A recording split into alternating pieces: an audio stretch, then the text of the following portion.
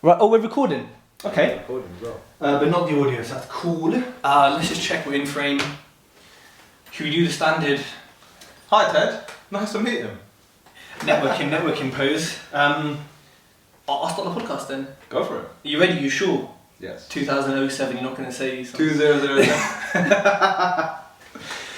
Sonny, welcome to the Tej Talks podcast again. Thank you for having me back. You know what, I normally introduce people and off the mic and say, this is this person, they done this, but you know what? What's the point? Like, we're boys. Can you introduce yourself, please? Save me the time, go on. So hi. I'm Sonny Mahal, aka Mr. Sunshine. I'm a property developer. I'm a mindset and business coach and entrepreneur with multiple businesses, based in the Midlands. Just here living life, enjoying myself. Really. Living your best life, I think. Yes. So you came on the podcast, it was about a year ago, because the podcast has been live for 10 months. You came on a bit before, so pretty much around this time. Yes. Because you made a video in the garden. I gave you... You criticised my garden. No, I gave you constructive criticism. Is it better now? It's actually really nice. It took me a year. We'll do a quick promo video in your garden today to show people. But, you know, I think a lot has changed for you in the past year. I think I've still seen you over the past year go at life with the same intensity and like tenacity that you always had before. But of course you've changed as a person, things have changed. So, you know, and obviously this is a property podcast, but we're going to talk about mindset and we're going to talk about business because that's your thing. Before you got into property, in case anyone hasn't listened to your other podcast, which, you know, what they're doing, they should have. It's old now, you've had loads. You know, it's of nearly on 1,000 though, it's coming back up, it's having a renaissance. And plus, because it was the first one, I had the least views. Now he's a superstar himself, so I had to pay for him to be here. I'm joking. You were a guinea pig at the start, but I was, someone's got to be.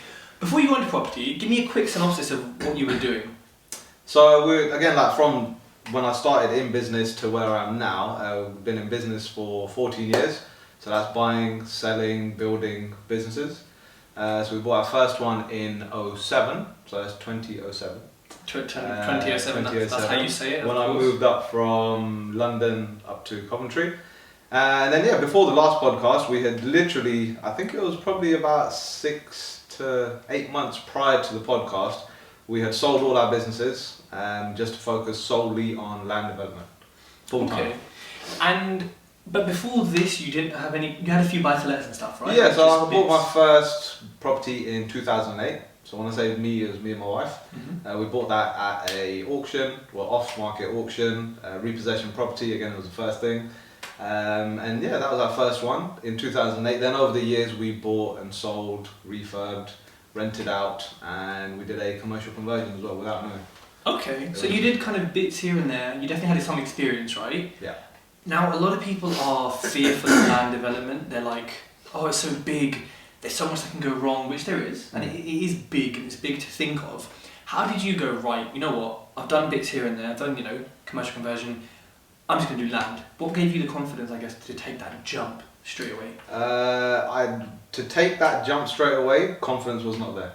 I was still very, very, not scared, but just like risk averse of like, it's land, I've never done it. Yes, I've bought a house at auction, like we all, in property, we normally start with a small buy-to-let or we do something. But I was still a bit scared and worried because I didn't know the whole process. You see a piece of dead land, 12 months later you see houses. I was like, what goes in between? Yeah. And I really, really wanted to do that because that has been my passion from the minute we bought the first house at auction. I said, buying these properties and getting drip fed back is not for me. I want to do the bigger stuff. And again, because we had done business, we were used to working hard, sacrificing time and things to actually make the wealth. And then basically, when I joined up to do land development, I signed up with Lloyd, Girardi and Andy Cook at Whitebox. Yep, Lloyd's been on the podcast, everyone, so listen to that one. Yeah, so we did that and then literally just joined them, watched how they had done it, what mistakes they made, what they learnt, followed that routine and structure, you could call it, and on the mentorship, and just went with it, man. Again, I always say, like, if you want to do something, when you're on your own, like I was getting into land development, it was very like lonely and a bit worrying. But then when you're doing it with like-minded people, it's still that a little bit, but not so much. You don't focus on the negative, you start focusing on the positive. Yeah, it's true. You know, I've worked alone in recruitment for years, and it's the second I met people in property and started networking, you just become more positive naturally. You just change. Because most people around you are positive. If I hang out with you, I cannot be negative. Like, it's just impossible. I just physically cannot. And I think people need people like you and us in their network to show them these things, right? So you went on a course which you enjoyed. It obviously taught you a lot because of where you are now. If you had to paint a picture for the listeners and the viewers, what is your sort of, like, where are you at in property? What does your portfolio look like? What's in the pipeline that you can share? What have you built? Like, just give me everything. I'm not going to give you everything because, again, I always say, like, certain things that you do should be kept for yourself. But project-wise, we're up to a combination of HMO rooms and new builds and refurbs, 48 units. So that's within about 10 months that was. Well, I'd say 9 to 10 months actually, between March 2018 and December 2018. So that was in that period. What else are we doing? We've got a few new builds. Literally today, the timber frame has come up, been delivered to one of our sites in Cambridgeshire. So that's all going to be starting to pretty much, again, it's like when you're doing any land development deal, the paperwork and the buying takes longer than the damn build at points. Wow. Once that's all done, now it's literally like free flowing. And my business partner and good friend Nick leading, he's super ample experience to do that kind of stuff. So he just literally takes it on. And for him, it's like, for me, like mindset coaching and business and public speaking, that's second nature to me now because I've done it for so long. Same thing with him on the development side of things. So he just knows with his eyes closed he can do. And when did you meet him? I met him at White Box. Okay, so he was one of the mentors. Okay, so it's an interesting thing, isn't it? Because like some people are kind of scared of networking or they don't want to go networking, but you can meet your business partner there. You can meet someone who is the total opposite of you and skilled in things you don't know. So, but it's not even that. Like, and I get you saying like you go to the mentorships and like masterminds and training programs, and you can meet people there. But I'm a firm believer, you can meet the person that's going to help you get to the next level anywhere. Yeah. So many people are afraid of just like going down the shops and telling people what they do. Not random people, but I mean like if you run into a friend or a family member, or when you're out on a night out, just like networking with different people, tell people what you do. Off the back of that, like I just explained to you, that big site that we're looking at was just by telling different people. Never ever be scared of telling people what you want to do or what you're going to do. And I think that is really important because you were saying people think when they see land, when they see certain things, they think, oh, Sonny wants that. Because they all know now. Because you've told them, you've drilled it into them. You also do it, through social media, through your brand potentially as well. That people know, Sonny, land, boom, this is him. Let me send it to him. And I'm the same with you. If I see something that I think you'll like, I haven't got a clue what I'll just send it to you. And it's the little things, and that kind of relates to personal branding. It's like being known for what you want. Tell them what you want. If you want buy-to-lets, tell people. They might seem basic, but if that's what you want, tell people. And again, by telling people, you're not buying it. You're just telling them. So people are like, what if they say yes? Well, then you go to step 2. Okay, cool. I need to raise the funds, or I need to find the funds, or how can I purchase it? How can I control the property? How can I manage it? There's so many different ways. So you have all these units, and obviously that brings you financial freedom. It brings you enough to live off. It's great. You've created a foundation, and then I think now you're at a point where you're still working in your property business, but you're not necessarily pounding the pavement, you're not necessarily in the nitty gritty of it. How did you manage to transition to that? Because obviously that's one of your values, which is time. How did you manage to transition to getting that freedom as such? Sacrifice. Okay. And the reason I say sacrifice is because when I started in land development, for over a year, I was pounding the streets, I was going nuts, I was telling everybody what I'm doing, I was developing myself, trying to help people along the way, people that are 1 or 2 steps behind me, give them advice so they come up. People that were doing better than me, learning from them, just constantly out there all the time. But I believe like every business has stages, and I always look at like property as a business as well. So many people say I'm getting into property and I'm getting into property, so I just look for that one deal, and I'm like, okay, once you've got that deal, what are you going to do after? One deal isn't going to change your life. But depending on what you're looking at, if it's land development or if it's a buy-to-let or HMO service accommodation, there's so many different ways you can go. But for me, it was a case of go hard for the first year or so and build the right team. And I think that's what's allowed me, because I'm very good at raising finance, speaking to investors, networking, social media, building a brand, so I do that. And then my business partners are also at the build side of things. So we stick to doing what we're good at. We still have regular meetings and we get updates of what's going on and stuff, but it's not a case of I have to be in 10 places at once. You just have 10 people in different places that you trust and that you work with as well. Interesting. So you mentioned a lot of stuff there we're going to get into, but one of them was, you spent a year building that foundation. Now, a year, a month, 6, whatever it is, it can seem like a long time to just build a foundation on, because you're like, no, I want a deal. I mean, what advice could you give to people who are in your position, who are like, oh, Sonny, like, yes, I want to spend a year building a foundation, but I also need a deal and I also need income. How would you advise them? Set goals. Too many people, they have a goal in their head, but they don't get it out on paper. And again, writing we've been doing it since forever. You've got a thought, you want to talk to somebody. Before we had phones, we would write to somebody. I've got a feeling, I've got a thought, I want to get a message across, write it down. Now, like, we've got so much going on in life, and technology and social media, and life is moving like lightning speed. And anything that we want to achieve, whether we want to buy our first buy-to-let, whether we want to raise finance, whether we want to build a business or have an idea and want to turn it into reality, write down your goal for that specific task. So if it's for investors, okay, cool, I need to write down my goal is for the next 6 months, I need to have 2 investors with 100,000 each.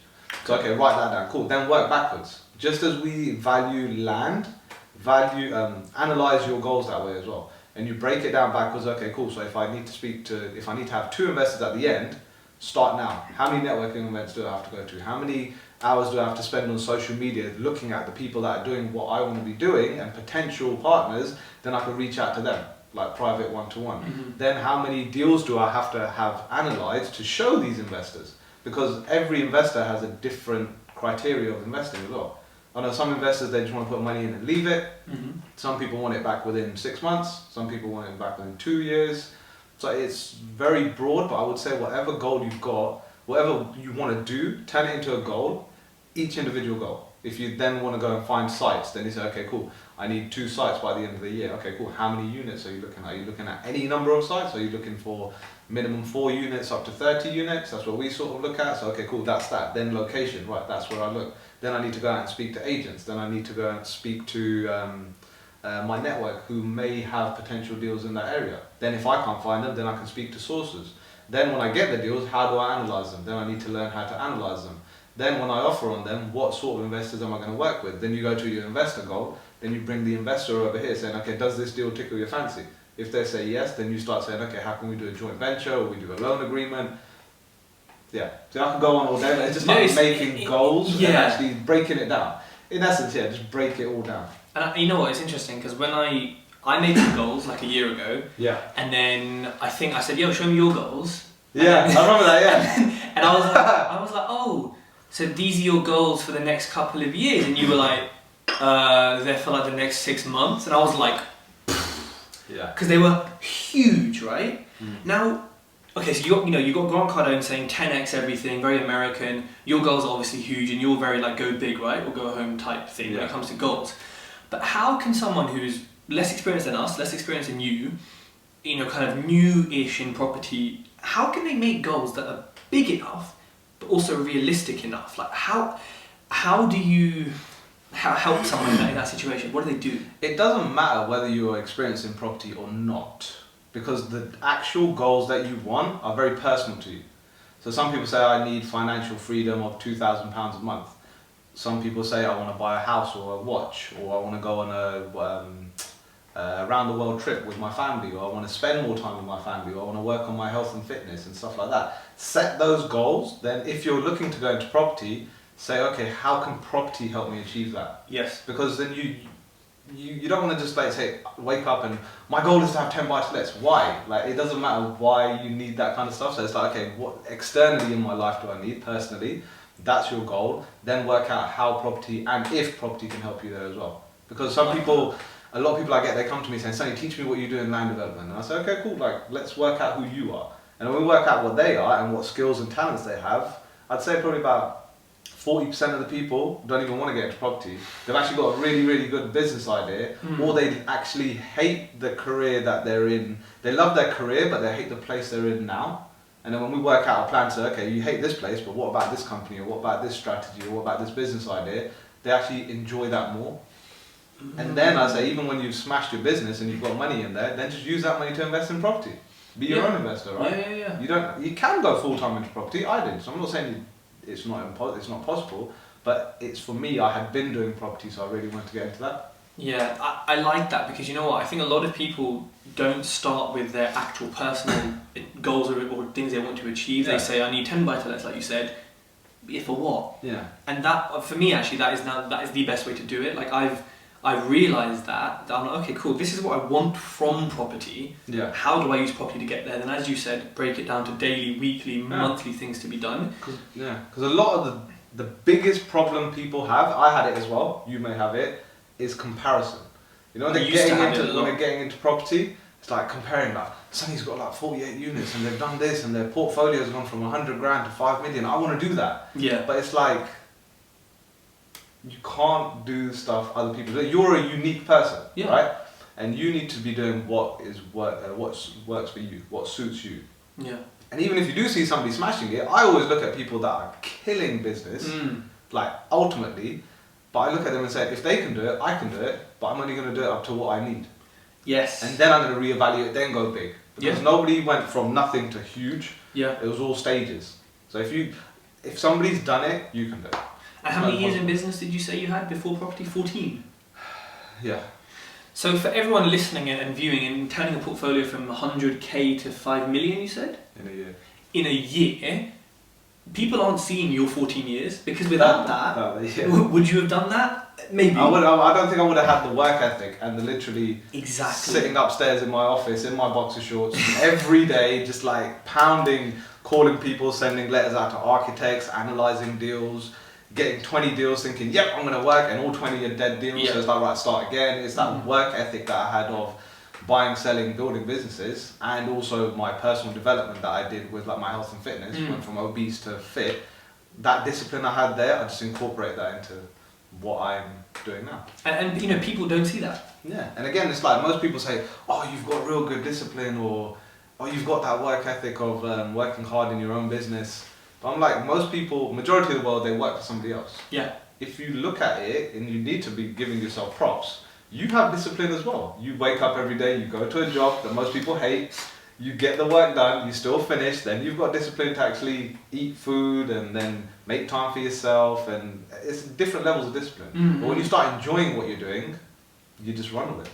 You do, and you know, going back to the comparison piece, people are always going to look at your social media, or mine, or anyone's, and say, oh my god, they've achieved this in this time, but it's like, the standard, you know, the duck, they look peaceful but they're paddling like crazy, the iceberg, all these, you know, cliche comparisons. People have not seen your 14 years, and I think we have to emphasize that for the listeners, because if they want to achieve what you've achieved in that time, look, it's not impossible without your 14 years, but most cases, most psychological research and studies support you need that to get that. Yeah, but again, that's like, if you haven't got the experience, surround yourself with people that do. Of course, it's still possible. You pick up little nuggets, you pick up habits that people take on. Like with me, when I coach my clients, coaching, mentoring, whether it's on business or mindset, my first thing will be, if you're not going to get into health and fitness, we don't work together.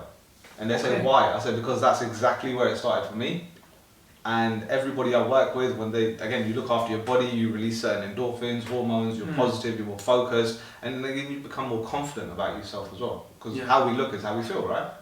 And it's like focusing on just key disciplines. Before you know, a lot of people, they overthink things, like if they want to do something new, and then they also get fearful as well. Yes. And like I did one of my videos, I said if you're fearful, it's good, because on the other side of fear is change, just like Will Smith said.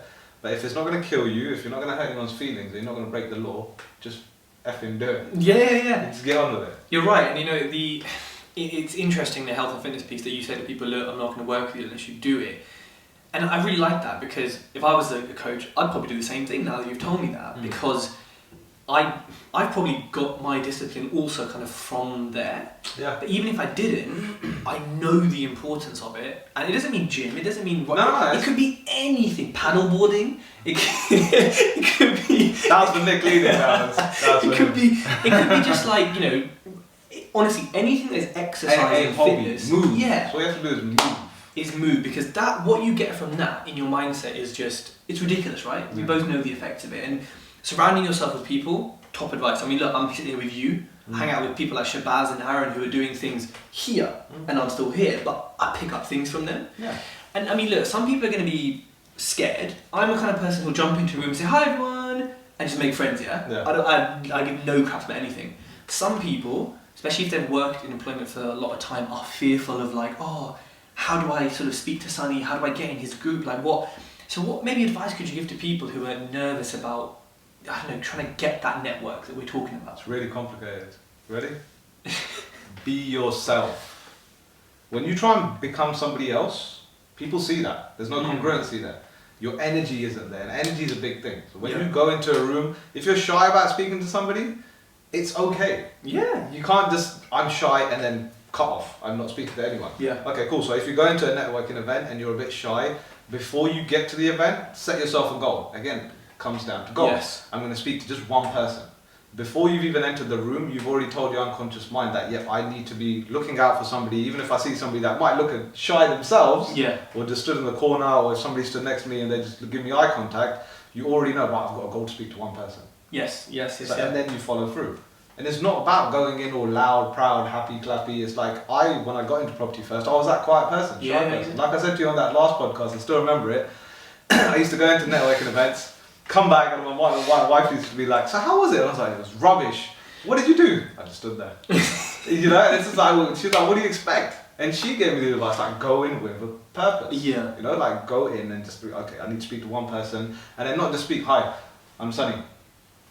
Like, about what? You have a purpose. Okay, I'm really like getting into property, and I've got an architect, and I've got a surveyor, I've got a broker. I really need to find a builder. So whoever I speak to, I'm going to say, are you a builder? Do you know anybody? Would you recommend a builder? Then that way you've already set your conversation up in your head, and you've got an outcome to get. That's very complex. Goals is key in every single field that you do. Honestly. I think it's not rocket science. It's not. I mean, like, speak to X many people every time, increase it. But also, to add to your point about the kind of goals. Sorry, and another one. If you're shy about networking, try and grab a friend and go with them. Oh yeah, 100%. Because again, sometimes when you're on your own, you're just like, even if they're not confident, you just say, look, you're shy, I'm shy. If that's a scenario, let's just both go together. Yeah. And then you both, I think you just grow in your own way. You do, and I think having them there. Yeah. Even if they're just, at the end of the room, it gives you confidence to then do your thing. But also, one thing that I think makes people lack confidence sometimes is like not knowing their value. So let's say I'm an electrician, right? Let's make it really obvious. I go to a networking event, I'm thinking, oh my god, I have no properties, I don't have a network. I mean, who's going to want to talk to me? They're like, me. Everyone wants to talk to you. Yeah. Because you're the biggest problem in our build team often is the tradesman. So if you're a decent electrician, then mate, everyone's going to be your friend. Same with architect. Even if you're like a marketer, we're marketers, really, we are. Yeah. So there's value in that. If whatever you do in life, whether you're a lawyer or something, you have value for someone else. Whether you can take good pictures, film good videos. So don't forget the value that you bring into that room, because it's always there, right?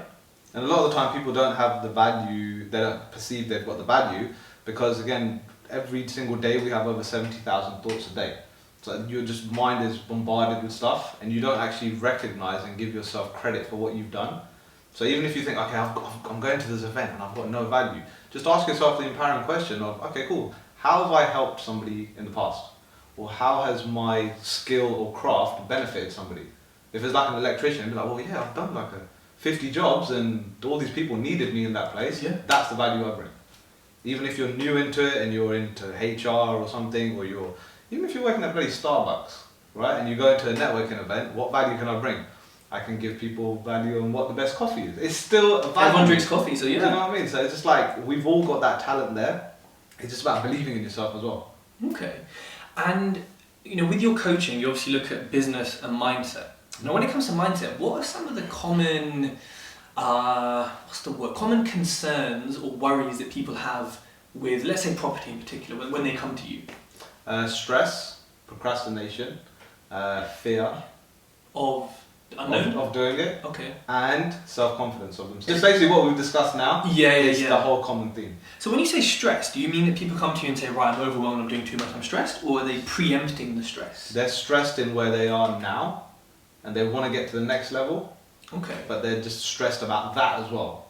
Stress in the fact that because property looks awkward, it looks difficult. Yes. I haven't got the money, I haven't got the knowledge. Yes. All of that just builds up into stress and anxiety, and it freeze. Right, can't do it. Whereas when I show them, like I started exactly where you were, Yeah, with no knowledge. I went on, and again, you don't have to do courses. You read books, bookshelf there. Yeah. I'll come around if you want to read a book. Books, Podcasts. online, podcasts. Podcasts are huge now. Huge, man. You can learn so Huge. much from that, and it's just about taking little nuggets. I know some people, they say, I know everything about property, or business, or mindset. I'm like, okay, cool, good for you. For me, I will always say, I don't know everything. You know, when people, I had one guy, he goes, yeah, you're a mindset guru. I was like, no. Never call me a damn You're guru. not a guru. Okay? It's a case of like, you can always be learning stuff. Yes. Even if you go to an event, you say, I know property, I know mindset, I know business, I know social media. Go in with the intention, I'm going to pick up just one small nugget. You can't know everything's bullshit, you just can't. Exactly. You And can't. then you learn one thing, bonus. And, you know, as a coach, right, like, the coaching industry and and education industry, both are separate, but they're similar. You know, they help people into kind of personal stuff. Can have a bad name, especially in property. You've got lots of trainers, you know, we're speaking about today, getting sued for this, getting done for that. Lots of people chatting, and there's kind of an anti-course movement, shall we say, right? 100%. So you obviously went on a course, you liked it. I've had the guy on I had Lloyd on the podcast. I liked him, etc. I haven't done any courses. I haven't paid for any. And again, this is going to be a bit broader advice. 2 questions. The first one is, how would you advise someone, if they do want to go on a course, if they're set on it, how would you advise them to find a course that is actually going to be good? Feedback from other people. Okay. Speak to people. Like, genuinely, like, if you're looking and you say, Sonny, this company, I'm looking to go with them. If I've got experience, ask me. If I haven't, ask me, do I know anybody? Find from the people that have actually done it, and then also research those people as well.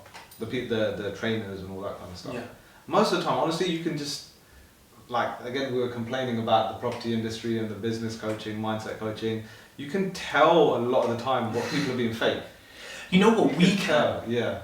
But yeah, very true, yeah. And a lot of people listening can. But you go to these events, you got people running to the back with a credit card. You know, one of my friends went one to these events, and they were like kids, they're like 16, 17-year-olds, buying courses, and he goes to them, yo, like, dude, do you know what you're getting in for? Have you got the money? They were like, no, but I want properties.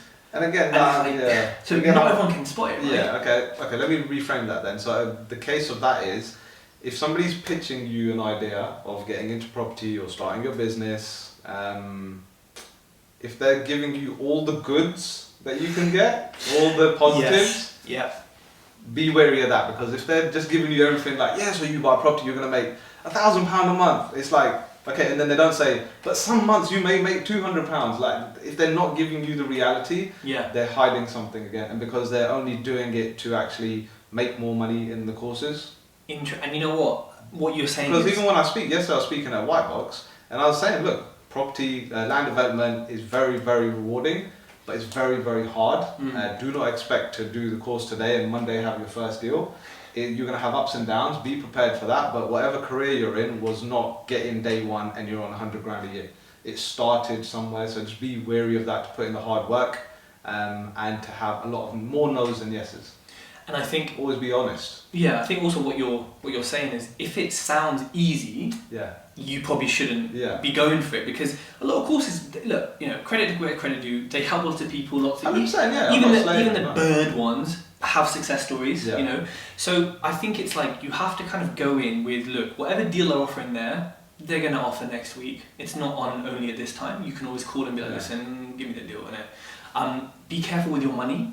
Thirdly, are there alternatives? Because look, we're both about education. You clearly are. I see the bookshelf, I see the courses you've been on, the things you've done, NLP, etc. But there's also an argument of, look, there's a balance. Are you getting what you paid for? Do you need this course, or could you like, I messaged you, right, because you put a post up saying, it's like a year ago, people, if you want to get to know someone, reach out to them. I said, yo, doing what you said. Hello. And then, alright, and here we are now. And look, and I know I can, if I see land in Wales, which is usually worthless, I don't invest in Wales. Don't ever call me about land in Wales. No. But I know I can call you and be like, hey, if I was going to build on this, what's the deal? Which I have, about conversions and stuff like that, and you've saved me money with ease because of your knowledge. So the networking piece is super, super important. Now, let me just go back to that, the property course side of things. And I know, like, saying, if it's too good to be true, question it. But again, like you said, like courses, like property courses and stuff like that, they are beneficial as well. Because if you've got the money, go in, not with the mindset of they're going to change my life. Sonny, you put a post up recently saying we're all going to die. I did put a post up saying we're all going to die. And it wasn't a morbid post, was it? Tell us more about it. So the reason I put the post up, we're all going to die, is again, I come across so many people that want to do something but put it off for the most lamest reasons. And it's like, oh, I'll do it in a week's time, I'll do it in a year's time, I'll do it in 6 months. And too many people live like we're going to be here forever. Yeah. You know, and it's like, I always say to people, we have an expiry date. You know how you have some people and they say, oh, it's my birthday in a week, I can't wait, I'm going to do this, I'm going to do that. I'm like, every day is your frigging birthday. That's going to be my next video, by the way. And again, every day is your birthday. Like, you wake up in the morning, you're blessed. That is the biggest gift ever, and anything that you want to achieve in life, go and do it before you expire. We're not here forever. You got a piece of food that you like, one of your favourite foods, and it's got an expiry date, you'll try and eat that before it finishes. Oh, but you won't throw it in the bin. Yeah, wait. Whereas with our life, we don't know. It just says best before and then it's blank. That's it. So it's like focus on doing everything in your power that you can that makes you happy, makes you money, and gives you freedom to do whatever the hell you want. Live your best life. 100%. You know what? I think a lot of people have this common phrase, probably gonna pisses me off when they say one day. One day, yeah. One day I'll do this. One day I'll get that. Oh, one day I'll buy property. No day. Equals no day. Then 20 years later, oh, Sonny, one day, innit? One day. One day. What you should do is switch that around and say day one. Today is that Jay Shetty put that the other day. Yeah. So that's what you need to say. Yeah. Just switch it, and when you go, oh crap, just move the words around, and it changes the whole meaning of it, right? Yeah. So start now, and even if you're, no one's going to be at your level tomorrow. Yeah. People need to know this. They're going to be at your level, however long it takes. They should look at you and say, oh, he took this long, right? I'm going to beat that. Yeah. I'm going to do it in less time. That's the same thing I did. Exactly. If somebody's achieved something, you can act. That just shows it's possible. Period. And then the rest is right. If he's done it or she's done it, I'm going to go do it. 100%. So now for the podcast, we have some crowdsourced questions. Cool. We were meant to answer this with Aaron, Shabazz and Hardeep, who've also been on the podcast. Yeah. But they ain't here, so sorry boys. Yeah, sorry boys. Sorry lads. Yeah. Peace and love on that. It's just going to be sunny. So, here's an interesting one from Bertha. Says, how many failures did you have before you succeeded? Oh. So you Hi, answer Bertha. it how you want. Okay, Bertha, thank you for the question. How many failures did I have before I succeeded? I cannot remember how many. So that many. That many. Failures happen all the time. But for me, back in the day, I used to look at it as a failed day. Even if I did one or two things that I was successful at, I still looked at that as a failed day. Whereas now I look at, even if I'm having a rubbish day or a busy day, as long as I get one thing done, that's one step closer to where I want to be. So then there's no failure day. The only failure is if you don't do something. Because again, even if you take action on something and you fail, it's not a failure, it's a learning. You need to tweak it and stuff. Say, okay, I learned this, how can I not let this happen again next time? Whether it's a friend that's let you down, whether it's a business partner that's done something different, whether a business or a career that you've done and you failed at it miserably, okay, how did I fail? Yes. I'm never going to do that again. There's no such thing as failure, but in order to get to success, or you also have to say, people say like, I want to be successful. Okay, what is successful? Break it down. Yeah. Have a tangible target. Say, okay, that is for me equals success. And success is different for all of us. Yeah. Success, and I think Gary Vee says it really well. I know he's very American about it, but he's always like, look, if you want a 9 to 5 till you die, happy days. Yeah. If you want to be an entrepreneur, get grey hairs when you're 20, happy days. Success is what it is to you, right? Yeah. And actually, what does success mean to you? If you summarise success in 3 words, what would it be? It's different because for me, I change, like I said, the importance of setting goals is paramount to anything you want to do in life, whether it's in your personal life, your business, or your career.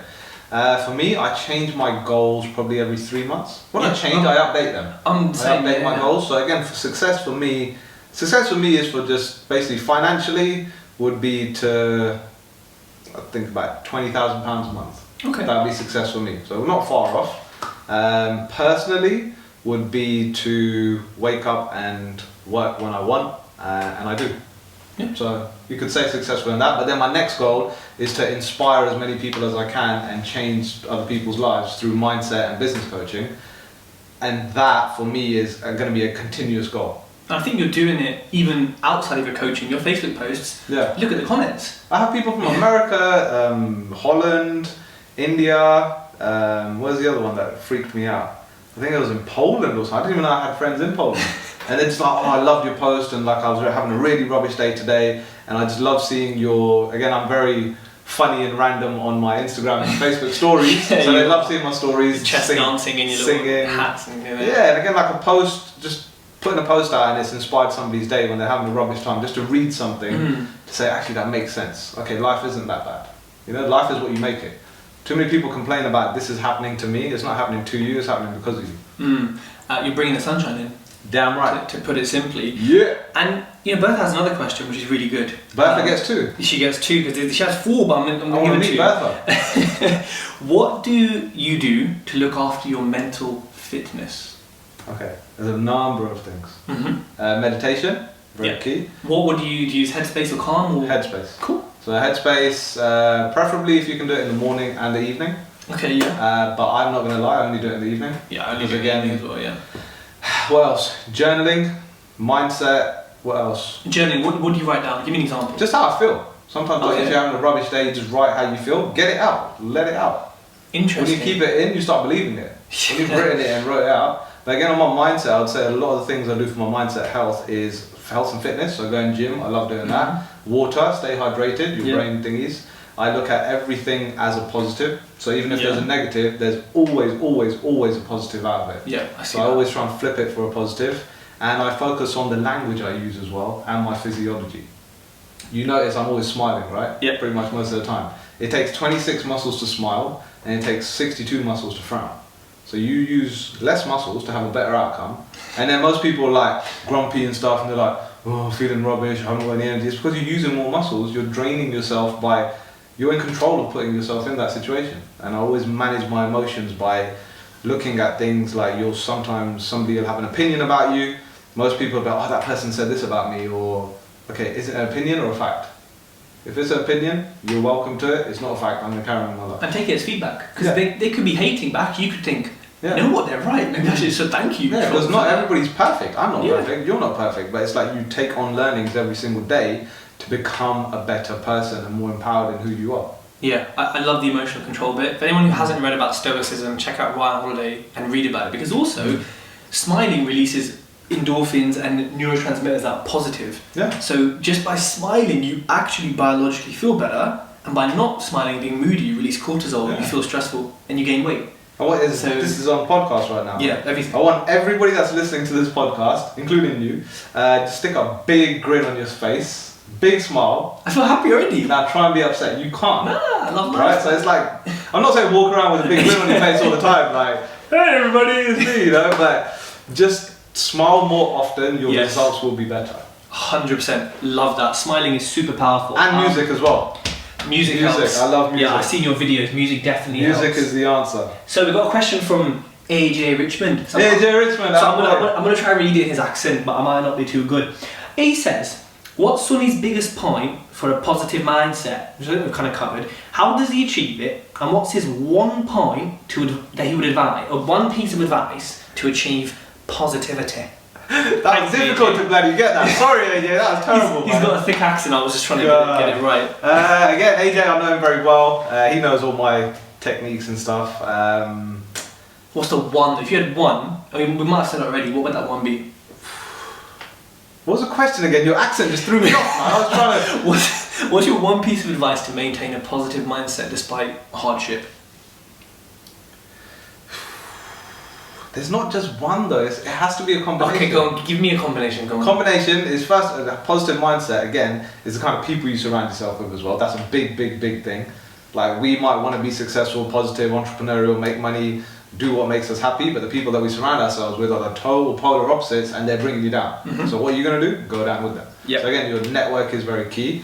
Smiling more often, looking at things in a more positive attitude, health and fitness. Meditation. I'm just saying everything before because it has to be a combination. It has to be. It's not just one thing, because some people, they get anxious over stuff and they're like, okay, that thing makes me anxious, but then they're not working on their mindset elsewhere. When they come back to here, it's like, okay, that screws with my mindset. Yeah, and I think, you know what, is to add on to that, it goes back to Stoicism, and Shakespeare said it, I think, really well. Nothing is good or bad, but thinking makes it so. Yeah. Like this chair, if it broke, it doesn't have to be a bad thing. I make it a bad thing. Yeah. The fact that like you painted the walls white, there's no emotion, but it is a positive thing you've attached to it. Yeah. So I think what a lot of people do is they attach emotions to things. Oh, agent said no to rent. Oh, the vendor didn't accept my offer. I spent 20 deals, they all failed. Oh, but it's like, whatever. That's not good or bad. For me to get my first deal in land development, I analysed and offered on between 150 and 200 deals to get my first one. That's a lot. 3 months consistently, bang, bang, bang, every single day, upstairs, in my office. In your boxes. In my boxes. In my boxes. Just sat there just thinking, it's gonna work, it will come one day. And you just keep going. Because I didn't look at the no's as a failure. Yes. I said, okay, cool, that's not the one for me. Again, everything happens for a reason as well. Yes. So I was like, I've not got that deal for whatever reason. I'm not going to give focus to that as well. And 100%. You know what? That on a separate note for property investors, that is really inspiring to hear. It might not sound like it because you suffered through 250 bloody things, but for us to hear that, it's like, oh, damn, it takes us that long. Yeah. So if for everyone listening who's in land or even in just buy-to-lets, I've got 60 offers out right now. See? None of them accepted. There you go. I'm not budging. And off the back of that, other people, if they had put 60 offers in to get a property and they all failed, what's the positive in that? I actually offered on friggin' 60 deals. I know how to analyse 60 deals. Done. I know a deal that doesn't work and I know those deals weren't for me. Flip it again. Yeah, 100%. Not like, man, I've done 60 deals, I don't know what to do. It's just what you attach, the meaning you attach to things is what they are. Nothing is good or bad. The next question is from Naim. Who? Naim, I think that's how you say his name Naim. probably. It's a Persian name. What has been your most expensive mistake? Could be money or could be fitness, any sort of expense to you. Ooh, That's a good question. That's a good question. That's tasty. Mine is probably like buying expensive cheese and I forgot to eat it. Most expensive. I think again it goes down to mindset. For me, the most expensive one has no monetary value because again I'm not a very materialistic person. I used to be. Yeah. Not anymore because I know what. You're from Slough, man. You got to be. That's London boys, like proper. No, don't say us. I'm not one of you anymore. You sound like that. I think the biggest mistake was not looking after my mindset and personal development. Focusing too much on money, not on myself. The minute I flipped that, because again, with not focusing on that, went through stress, anxiety, depression, flipped it, and now I am me, and people love me, I draw people towards me, the energy, and I'm more successful than I ever have been, but I'm more happier than I ever could have thought. Interesting. Okay. So that again, I always say like it's not about the most expensive mistake you made externally on a monetary value, because that's when people get it twisted of how much money have I spent and lost, or how much did this deal lose me? Okay, you spent that money, you lost it, you can go off and make it again. That deal didn't make you that money, you'll find another deal. Yeah. That business was a flop, go start another business. Yes. Whereas when you ruin yourself, you can't, unless you pick it up at the right time, you don't have another body to go, or That's another true. mind to go thinking. That's very... Flip your thinking, baby. I like that. Flip the script. Yes. Next question is from Tally Sango. I don't know if you met him. Up North Liverpool. No, he's a Brummy. Yeah, he's a Brummy, He's got a proper good night out in. Oh, bet you did. He's got a proper Brummy accent. Yeah. So I'm asking in his accent. I will. He says, "How can you approach an investor?" He does not talk like that. He does not talk like that. I try. How can you approach an investor if you've got no previous experience but you've got passion? So how can you say, right, lend me 100 grand, but I've got no deals to back it? And I asked you this as well, actually, quite early on. You can't. Okay, interesting. Passion don't pay the bills, man. So what these property... Okay, so for instance, you go you've got passion, you go to an investor saying, what, I'm looking for money. I'm looking for money, I've got a deal, here's the deal, it stacks, I'll give you first charge, all that stuff. Okay. I guess he's kind of asking... Okay, cool, so there is a deal. How do you give him the source? How do you approach him? I would approach the investor and saying, again, I always say be open and honest in who you are. Do not try and put on a front just because the person's got money. People with money don't really... They care about the money, but they care about the people more so who they're investing with. Yes. So be open and honest with you, with them, of who you are, and then explain the deal. But then if they're putting in the funds, you found the deal, but then you have no experience, be open about that as well. And then you have no experience, but then ask yourself, okay, even if the investor does invest, how am I going to get the job done? Yes. Do I need an external power team? Do I need to work with somebody with experience? What do I need to do? So de-risk it for you and the investor. Yeah, fix that. And then the investor will be open to that. Say, okay, cool, he's got passion, fair enough. He's got a deal. He has no experience. The investor may have a bit of experience. The investor may know somebody. But again, if you want to be sort of like carving out routes of, when I get the investor and I've got the property deal, how do I go about doing it? Hence why I said previously in the other bit that you need to be networking with loads of people, finding the right people that will fit your business model. Yes. And then you will have investors that will say no. Yeah, of You've course. got no experience, and that's fine. You need to respect that as well. Not that investor didn't invest in me, what a tool. No, because everybody's different. Like me, I said to you earlier on when we were making coffee, when I speak to multi-millionaires now, they see a younger version of me, that younger version of them in me. In you, yeah. They see you're very passionate, you're energetic, you're positive, you're working towards what you want, and that's exactly who we were back then. So a lot of the time, there's investors that resonate with you on a personal level, not just on the deal side. I like that. And again, it's how you view it. The investor didn't invest in you now. Yeah. That's no today. It's not no tomorrow. It's not no in a year. Yeah. So see it that way. Even Mark Barrett, our accountant, he when I started first, I said, like, do you know anybody with funds? He goes, I've got people that have funds, but they won't work with you unless you've gone out and done something yourself. And I was like, okay, fair enough. So I went about it. So I said, okay, cool, that's not going to happen with those people. Yeah. But then, again, out of everything, ask yourself the question, okay, that's not going to work there. What's the next step? Yes. How can I do this? Solution focused. Exactly. Not problem focused. You want problems in life, because if you don't have problems, you're doing the same shit every day. And you'll be bored as well. Like, problems, as much as they annoy us, they are really fun. And when I tell people look forward to problems, they're like, no. But it's like, okay, flip it. Look forward to a problem, because what's on the other side of it? Success, learnings, money, 100%. time, freedom. 100%. I've learned that. And confidence as well. Looking back at deals where I'm like, oh, the solicitor pissed me off, the bridger pissed me off. I'm actually like, let's do it again. And we've been doing it all our life in school. Yeah. A problem is I need to get from year 6 to year 7. What do I have to do? I have to take my exams and all that kind of stuff. Okay, so you just shut up and knuckle down, and if you pass, you pass. If you don't, you retake it, you move on. You don't think, I've got stress, anxiety, depression, I'm gonna, it's like, okay, so the older we get, the more we expect life to get easier. But you want bigger things as well. So you can't expect everything that you've done to this point to get you to the next level. You have to adapt as well.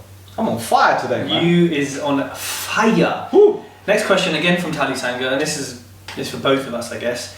Personal branding, top tips. What can or would you suggest for personal branding? Let's give 3 each.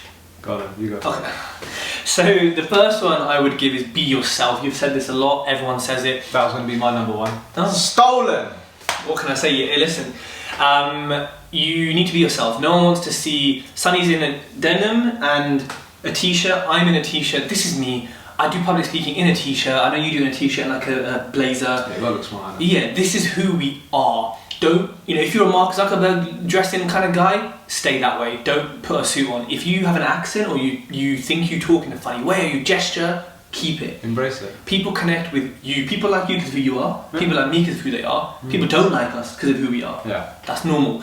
The second piece is be visible. It's all good having a great personality and being yourself, but if you're not posting, you're not consistently doing it, you're not out there, and people can't see you, then are you going to be noticed? If you're going into a room like Sunny and just not talking to anyone back in the day, you have no visibility. And also, visibility is your CV. How do I know that you're a property investor? I've seen your investor pack, I can go see your houses that you've built, I can go see your plans, I see your videos. Proof. You're investable. Done. Last one is be consistent. This applies to every aspect of business, of life, everything.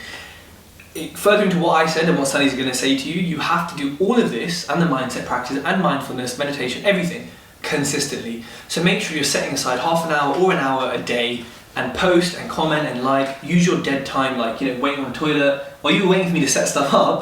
you could have been commenting and stuff, right? You could have been doing stuff. So use your dead time. So those are my 3. What's your 3? Mine again, number 1, be yourself. You have to be yourself, because you can't be anybody else. If you do, you're just going to crash, burn out. People will see that there's no congruency in who you are and who you're being. Number 2, give value to people. Yes. Value is key. Again, like, you can be the nicest person in the world, but if you're not helping somebody, it's not really going to be helpful. And thirdly, entertain people. Everybody likes to smile. Everybody likes to be in the feel-good vibes. And every time you're entertained, whether it's doing something silly or something, what's the word? Spontaneous, people like that. And then sometimes when there's a shy person or somebody that's not that confident, says, actually, he's just being himself. And the funny thing is that even with me and my branding, like clothing brand, Sunny Mahal, me who I am, when people see me online, social media, videos, content, and then when they meet me in person, they're like, you're the same person. And I was like, and they say, no, we don't see this that often. They said we see one person online being a different person, and then in person, they've either not got the time for us, or they're just rude, or there's no matching consistency, which to me sort of blew my mind, because I'm like, how can you be? You told me this before, and I was like, how can you be 2-3 different people in one? And the more you are yourself, that helps other people's. Hope that helps, Tally. No, it definitely will. And the last question from the crowd is from Daniel Hennessy. Have you met him yet? I've not, Liverpool, right? Really nice guy. I'm doing his accent.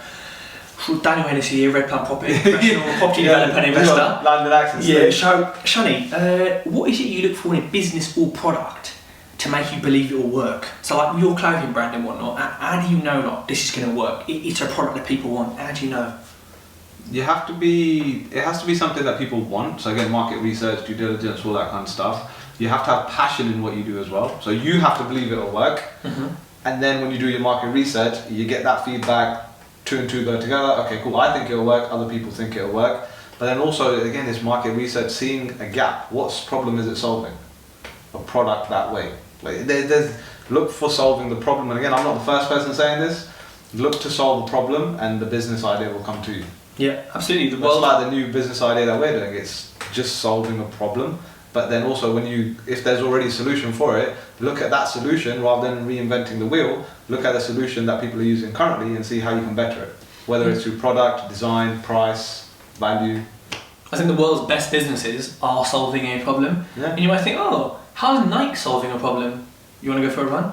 What do you need? No. So I think every business out there is solving a problem. And a lot of people get business ideas from life. They just, this is a bloody problem. I mean, conveyancing is such a bloody problem. That's ripe for someone to fix. Using blockchain or using whatever, or just. But again, like having a product that solves a solution, a problem, is just one point. But the next thing is, I think the first. Well, they go hand in hand really. Without one or the other, your business will fail. Especially in this day and age, goes back to Tally's other question: personal brand, branding, image of the product. If your branding is off, nobody gives a damn about your product. That's why Nike, you say somebody wants to go running, they put shoes on because you think of that because they're so sick at branding. They're incredible. They're everywhere. And it costs money as well, that's the thing. Not like a life-changing amount to start with, you can always start with small. Yeah. But I would say with that, like tell everybody what you're doing, give people products or sell it at a cheap price to get people in, get feedback, criticism, retweak your product and then move on again. And don't be afraid to take a stand, because we're speaking about Nike. It's important to talk about Colin Kaepernick. You know Colin Kaepernick? No.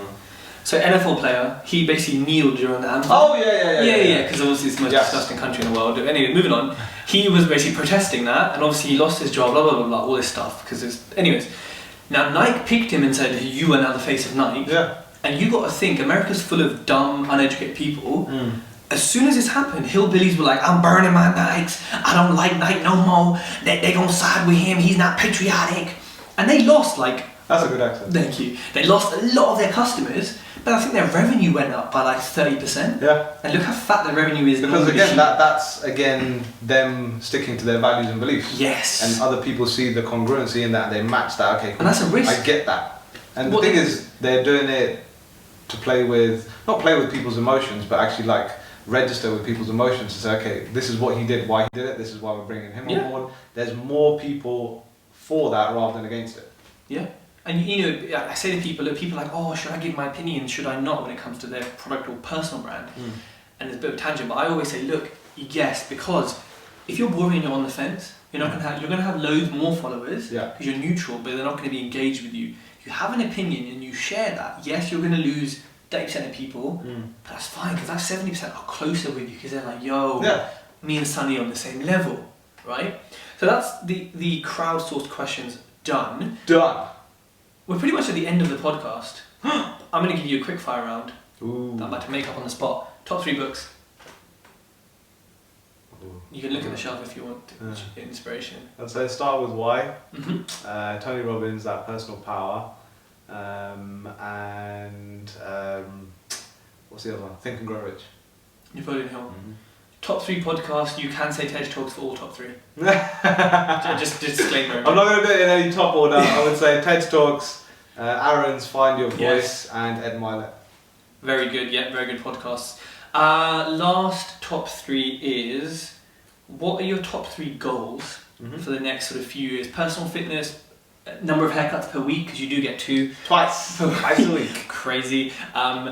What are your goals? My main goal for the next 5 years is to become Forbes top 40 under 40 influencer. Boom. So that's happening. And how old are you? 35. You got less wrinkles than me, which I'm a bit annoyed about. It's alright. So I have to smile more often, innit? That's what I'm telling you. God, take it on board. Smiling is key, man. Forbes top 40 under 40. Another goal is have a family. But obviously that's thingy anyway. What's my other goal? Just have more time, man. And inspire people. And again, they all have a ripple effect. Forbes top 40 under 40 is about being an influencer, then that goes on to changing more people's lives, and that's going to changing my life. But yeah, leave a legacy, man. Help people genuinely. I like that. And be there for them. Just picturing a little baby in like a Sunshine State of Mind t-shirt. Little Mr. Sunshine. Cute. Oh, cute. Mr. Sunshine. Awesome. If people want to get hold of you to talk about your coaching, to talk about fitness, to just say hi, what's the best way they should do it? Social media, please. So on Facebook, you can find me at Sunny Mahal. Instagram, Sunny Mahal Official. I actually just set up my TikTok account yesterday. I'm setting mine up at the moment. Sunny Mahal Official again. Oh, you're going to make some funny videos on there. Yeah. I can I'm imagine. looking forward to that. I was already thinking of some random ideas last night. I said, but then again, I have to keep it still on point with my branding. Yeah, I can't go too crazy and silly. But you do have dog ears and chest dances, so you are a bit silly, innit? Yeah. Standard. Amazing. I think, that's it really. And again, if anybody who's looking for business or mindset coaching, whether they're suffering from anxiety, stress, depression, fear, procrastination, and they want to make more money in their business or career, or even have a career shift, like that's what I've done myself. And I'm damn well good at it. And again, I can work with people that are only the people that qualify as well. I won't just work with anybody just for the money. It's about if I can impact you and your life 110%, I will say yes. If it's 90%, I will say no. Awesome. And if you do speak to Sunny, just mention Tej Talks. Yes. Promo code, Tej Talks. Awesome. Well, Sunny, thank you so much for coming on. Thank you. We'll do this in another year, I'm sure. 6 months. Let's do 6 months. 6 months. Are you 6 months? And then if I can get in I have to book it now. And then also in 5 years, we'll put that in now for Forbes top 40. 100%. 5 years. Am I going to be able to get hold of you then? Because you're going to be that's only 2024. It feels like ages away. It does feel like you're going to be on the papers. You're going to, you know what I mean? And when you drive past me, I'm going to be like, oh, I used to know that guy. FaceTime, mate. Even if we can't get together. That's what phones are for, man. That's true. Ooh, man. That was sick. Let's do a quick promo. I like that. It was just a general combo. Yeah, man. That's what I like doing. Let me shout out everyone. Hey everyone, I've been Tej Talks.